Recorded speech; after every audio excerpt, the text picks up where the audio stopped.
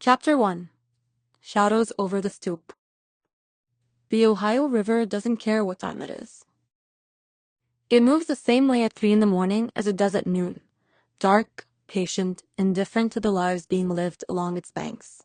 And on nights like this one, when the late September air carries just enough bite to remind you that warmth is leaving, that river smell drifts up through the streets of Over the Rhine like a quiet warning. Something is changing. Something is always changing. Maria Garcia knows that smell. She has known it for 6 years now, ever since she and Ramon packed 2 suitcases and a photograph of her mother's house in Oaxaca and followed Ramon's cousin, Ernesto, to the city that people keep calling the next great American city, as though greatness is something always just around the corner, always almost here. She breathes that river smell in every morning when she steps off the number 17 bus on Vine Street, and every night when she climbs back up the steep front steps of the building on Republic Street where her family lives in apartment 2B.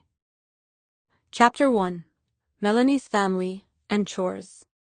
Once upon a time, there was a Cinderella, and her name is Melanie. Ash leans in with a warm, excited whisper. Yes, that's right, friends, our very own Cinderella, and oh, what a wonderful girl she is.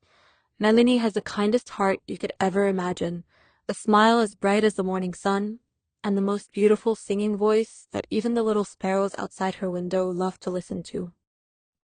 But Melanie's life at home? Well, it wasn't always so sparkly. You see, Melanie lived in a big, dizzy house with her stepmother and 3 stepsisters. Her stepmother's name was Nicole, and Nicole wasn't mean exactly. No. She was actually quite fair most of the time. She had neat brown hair that she kept pinned up just so, and she wore sensible shoes that went click, click, click on the kitchen floor every single morning. Chapter 1. Once Upon a Magical Time. Once upon a time, in a land where the trees sparkled with silver leaves and the rivers ran the color of liquid sapphire, there existed a world unlike any other you have ever dreamed of. This was a world of witches, mate. Not the kind you might be thinking of, with pointy hats and broomsticks gathering dust in a corner. No. These witches were powerful beyond imagination, each one crackling with magic so strong it made the very air hum and shimmer like a summer haze. The enchanted forest stretched for miles and miles in every direction, its ancient trees growing so tall their tops disappeared into swirling purple clouds. Glowing mushrooms dotted the mossy ground, pulsing soft blue and gold with every breath of wind. Fireflies that were not quite fireflies drifted between the branches, carrying tiny sparks of spell light from place to place. Chapter 1. Once Upon a Time. Once upon a time, there was the beautiful and the beast, and the beautiful one's name was Belle. Now, I want you to close your eyes for just a moment.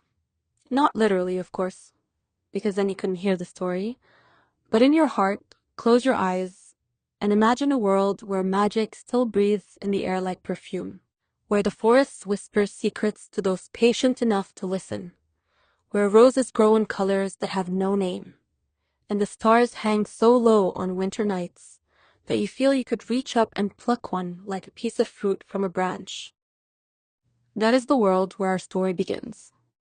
It was a small village, the kind of village that exists at the very edge of the world's memory, nestled between rolling green hills and a forest so ancient and so deep that the villagers had long since stopped giving it a proper name. They simply called it the forest, with a kind of hushed reverence, the way you might speak of something you love and fear in equal measure. And on most mornings, when the mist sat low over the cobblestones and the baker had just pulled his first golden loaves from the oven, it was a perfectly ordinary and perfectly lovely sort of place. Chapter 1. Once upon a time in Slayerlands. Every love story begins somewhere. Some begin in coffee shops or bookstores, or across a crowded room at a party where the music is too loud and the drinks are too sweet. But mine Mine began in a cemetery at 2 in the morning, with a stake in my hand and a very charming vampire standing between me and my target, wearing a smile that had absolutely no business being that devastating. My name is Ash, and I am going to tell you the most impossible, most reckless, most breathtaking love story you have ever heard. It is not my love story, though I wish it were. No. This story belongs to Elena Voss, the youngest daughter of the most feared vampire-slaying family in the Eastern Territories, and the woman who did the one thing no Voss had ever done in 6 generations of hunting, staking, and glory. Chapter 1. The Knock at Midnight. Once upon a time, there was a vampire slayer, her name is Melanie, and vampires knock on the door, she high husband. Now let me tell you, that little moment right there, that tiny, almost ordinary little high husband in the middle of what was shaping up to be the worst night of her life, that is where this whole story truly begins. It was midnight. Real, proper, thick as velvet midnight. The kind that wraps itself around a house like it owns the place. The kind of midnight that Melanie knew better than most people know their own reflection. She had spent years living inside hours like this one, hunting through them, bleeding through them, surviving them. Midnight was her territory, her battlefield, her home. Chapter 1. The Knock at Midnight. Once upon a time, there was a vampire slayer, her name is Melanie, and vampires knock on the door, she high husband. Now let me tell you, that little moment right there, that tiny, almost ordinary little high husband in the middle of what was shaping up to be the worst night of her life, that is where this whole story truly begins. It was midnight.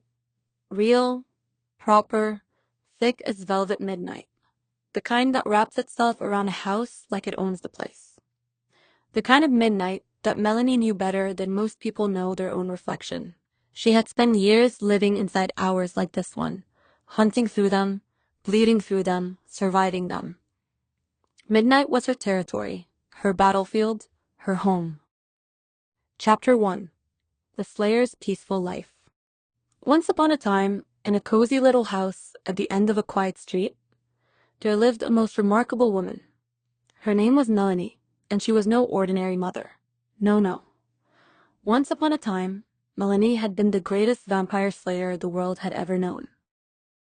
Oh, the stories she could tell. There were nights when she had faced down creatures of darkness so fearsome that even the moon seemed to hide behind the clouds. She had leapt over rooftops and charged through shadowy forests with a stake in each hand, her heart pounding like a drum, her eyes blazing with fierce determination. The bad vampires had trembled at the very sound of her name. Melanie the Slayer whispered in the dark, feared by the wicked, celebrated by the good.